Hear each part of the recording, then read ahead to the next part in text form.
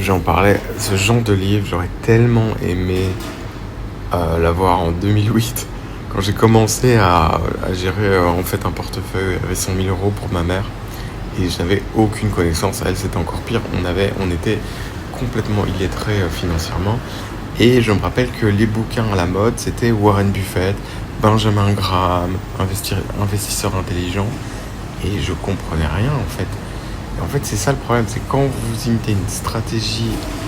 À la limite, Warren Buffett, j'avais pas vraiment compris cette stratégie. Donc là, c'est plus proche de ce genre de livre comme La psychologie de l'argent.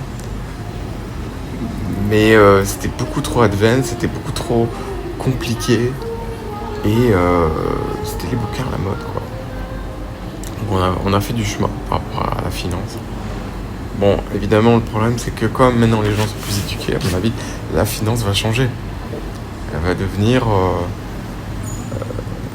ce qui était facile, peut-être il y a 20 ans ou il y a 10 ans, de faire de la TCA, ce sera peut-être plus aussi facile, en tout cas, sur de la bourse, je sais pas.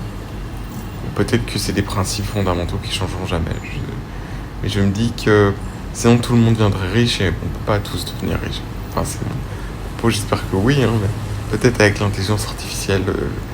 Mais ce que je veux dire, c'est que quand on dit riche, on dit au-delà de la moyenne.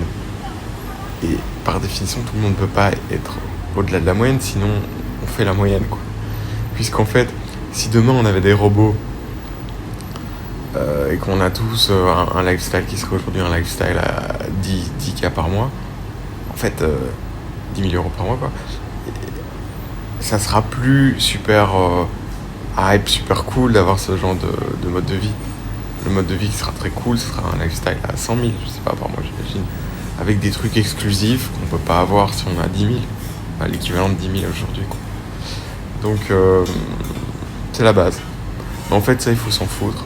Ce qu'ils disent dans Always More, c'est définissez ce que vous avez vraiment besoin, vous, au-delà de la norme sociale, et puis créer un patrimoine, un capital suffisant, puisque dans un système capitaliste, si on n'a pas de capital, ben on est mort. Donc, créer un capital suffisant qui fasse que quand vous sortez du 3, 4, allez, disons 6%, je sais pas, hors inflation, ok, voilà. Ça veut dire du 4, 5, 6, 7%, ok. Eh bien,